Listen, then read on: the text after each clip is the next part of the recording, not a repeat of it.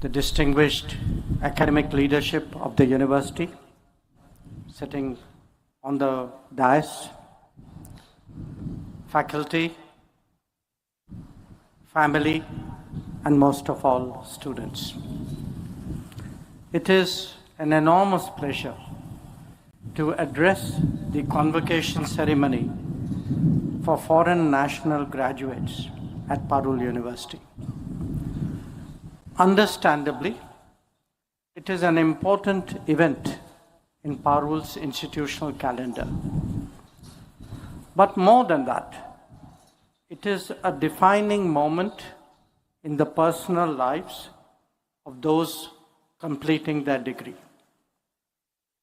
The thoughts that I share with you on such an occasion is meant for both. It is natural when standing before graduating foreign students to talk about the importance of international cooperation. After all, your studies, your stay in India is an expression of that very concept. It is also equally important that Indian students and even faculty appreciate its importance. And there is a particular perspective that a foreign minister can bring to bear on that subject. The world today holds unparalleled opportunities, even while it confronts daunting challenges. Addressing either of them is best done through partnerships and collaborations.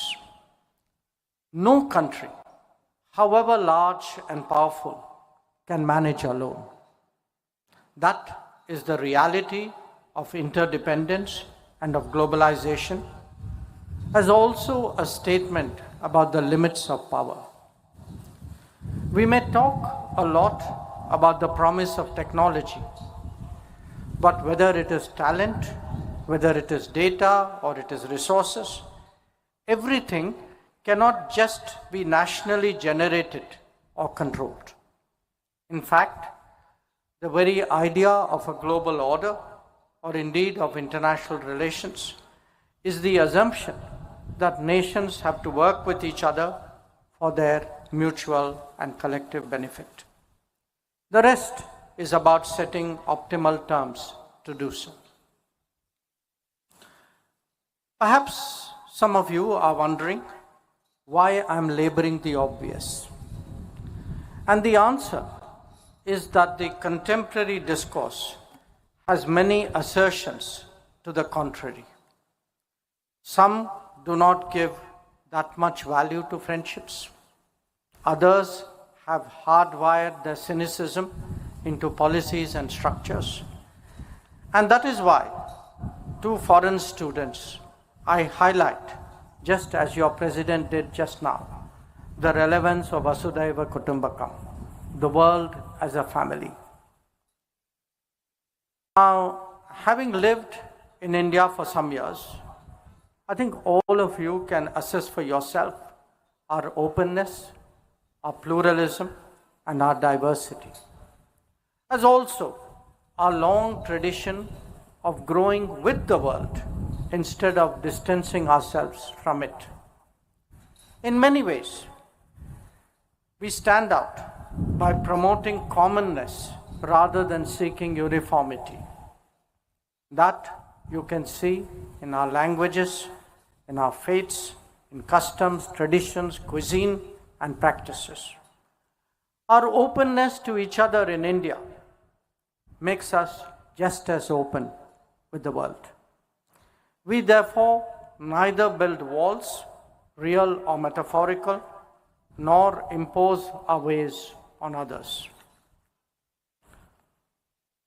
Obviously, as a large polity in the international community of almost 200 nations, we do have national interests and naturally seek to advance them.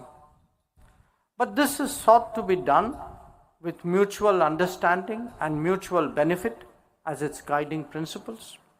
I'm very confident that it is this understanding of India that all of you will take back home.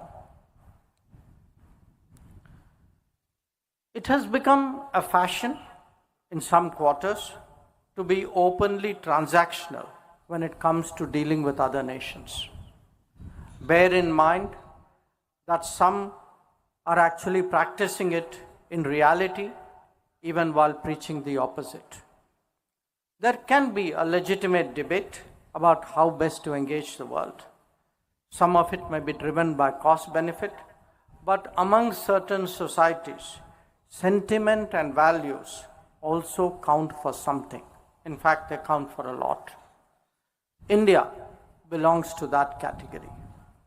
Even while pursuing our national goals, we have always kept in mind our larger obligation to the world and to the international community. Now, our resources may be limited, but let me say, India has always had a large heart. And that is why, still being a developing country, we have undertaken more than 600 development projects in 78 nations across various continents. For that very reason, even while we were in the midst of taking care of our own, we supplied vaccines to 99 nations and medicines to 150 during the COVID pandemic. When we advocate the interests of the global South, it is for a reason that only a member of that fraternity can appreciate. Doing the right thing is also doing the smart thing. In an age of narratives, it is also to be expected that friendships will be professed by many. After all, one goal of diplomacy is to maximize solidarity with other nations, to strengthen one's own position. Some countries do that through collectives based on geography and history. Some others invoke faith, language, or culture. India's endeavor, even while building on bonds of proximity, sociology, and heritage, has been to promote goodwill through development. To that end, we have utilized two broad approaches that drive our activities abroad. One is to share our experiences in a very concrete manner with partners, conscious that they are probably more relevant to their needs than those that our partners could access elsewhere. The other is to continuously strengthen capacity building so that partners have a better ability to evaluate and make their own choices. Together, what it does is to give our partner countries, especially those of the global South, more options as well as a stronger hand in negotiating with others in the world. Let me give you some concrete examples, starting with access to clean water. The Jal Jeevan Mission has in fact been a flagship initiative of the Modi government at home. Now, if you look abroad, that very objective has been executed by us in a major way in Tanzania, in Mozambique, in Maldives, and in Malawi.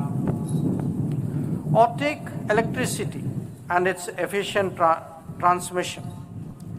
Capabilities developed at home are being deployed today in Bhutan, in Bangladesh, Myanmar, Nepal, Nigeria, Benin, and Gambia. Or let me draw your attention to health, which is so much in our minds after the COVID pandemic. Indian pharmaceuticals have helped to keep healthcare affordable and accessible the world over. Our Bhabatron cancer treatment machines are today in use in Mongolia, in Uzbekistan, in Myanmar, and in Kenya, among others. Even our low-cost pharmacies, which are called Jan Aushadhi Kendras, are beginning to get attention abroad, starting with Mauritius. And in fact, the supply of Jan Aushadhi medicines is ongoing to Nauru and to Guyana. Our renewable experiences are also being similarly shared through the International Solar Alliance. Similarly, our disaster preparedness is being done through the Coalition for Disaster Resilient Infrastructure. Most important, digital public infrastructure, whose benefits all of you personally experience every day in India. It is today receiving global traction. Among those who have shown interest include Sri Lanka, Kenya, Tanzania, Colombia, Cuba, and Angola. The same logic is also visible when it comes to capacity building. Our objective is to create capabilities on a sustainable basis in other societies, drawing on our experiences and learnings. They can extend from the big to the small, from the complex to the obvious, from the creative to the routine. Be it engineers in Zanzibar or solar mamas in the Pacific, from vocational training to information technology, from improving tax systems to ensuring security, India's partnership footprint is large and growing. It spans the exchanges of trainers and students to ensuring distance education and virtual health training. So I urge you to recall the adage of giving a man a fish versus teaching him how to fish. We in India advocate the second, the lifetime solution. India's neighborhood has experienced this commitment to finding cooperative solutions more than any other region. In fact, the last decade has seen a real transformation in connectivity and contacts. There are today power grids, fuel pipelines, road, railways, and waterways that could not have even been imagined a decade earlier. In every crisis, we have stood together in this region for our collective well-being. It could be vaccine supply during the COVID, or fuel and fertilizer supply after the Ukraine war, post-earthquake response and relief in Nepal and Myanmar, or first responder endeavors in Sri Lanka, Bangladesh, and Maldives. Like in any grouping, there obviously has to be a mutuality of benefits and respect for each other's sensitivities. But given the turbulence that characterizes our contemporary world, this willingness to stand by each other will only become more important with the passage of time. Friends, trusted friends are usually found in testing times. This is both a personal experience as well as a policy reality.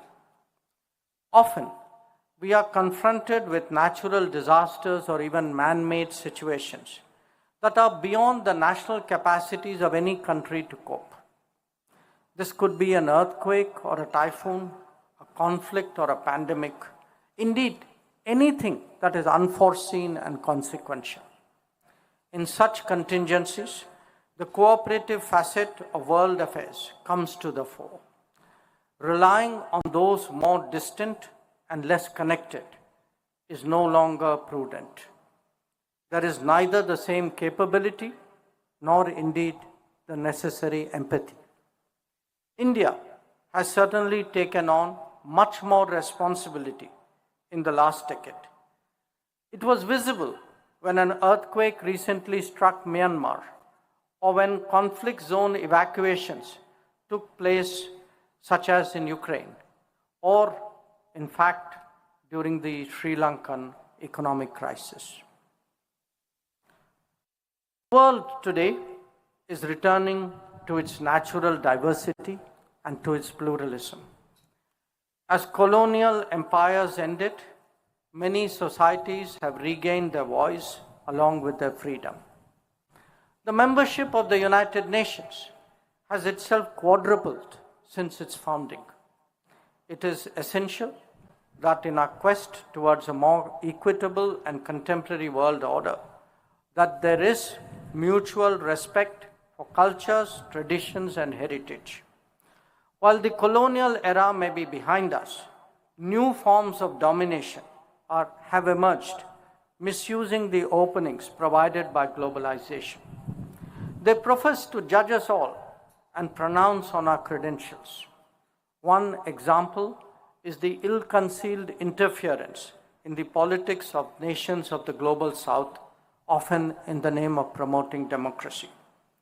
Sadly, such agendas are encouraged even by some segments within our own society. Mr. President, faculty, friends, foreign students studying in India have experienced firsthand a rich and vibrant culture. They know and they have seen with their own eyes that India is that rare civilizational state which is today reclaiming its rightful place in the Committee of Nations. The return of pride in our heritage and traditions will surely be a message that they will carry back to their respective countries. And with that, a sense of a self-confident India that is not only the most populous nation and the fourth largest economy, but also a polity with a long view of opportunities and challenges.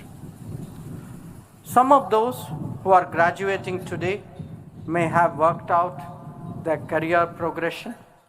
Others may still be weighing their options. But I have no doubt that whichever domain you choose to work, many of you will emerge as leaders and influencers. It is therefore necessary that you differentiate between day-to-day concerns, however dramatic they may be, and the more perennial issues that the world confronts. And indeed, there are some problems that affect us all and can be expected to continue in the foreseeable future. Terrorism would surely rank high in that list. Recent events have only sharpened our awareness. In Pahalgam, what we saw was an attempt to devastate the tourism economy of the Union Territory of Jammu and Kashmir, as well as an evil design to sowing religious discord. The barbarity of the killings required an exemplary response, which was delivered by destroying terrorist command centers, especially in Bhavalpur and Muridke. It is imperative that those who sponsor, nurture, and utilize terrorism for their ends are made to pay a high cost. That it warranted a forceful response even after the 26/11 attack in Mumbai in 2008 is widely acknowledged. But times have changed and our resolve is much stronger now. Terrorism epicenters are no longer immune. India's zero tolerance for terrorism is manifest today through its actions. We will never give in to nuclear blackmail, and whatever decisions have to be taken in India's national interest are taken and will continue to be taken. As we responded to the Pahalgam attack, it was also heartening to witness the understanding from other nations of our right to defend ourselves against terrorism. There are other pressing challenges too faced by the world, especially by our brothers and sisters of the global south.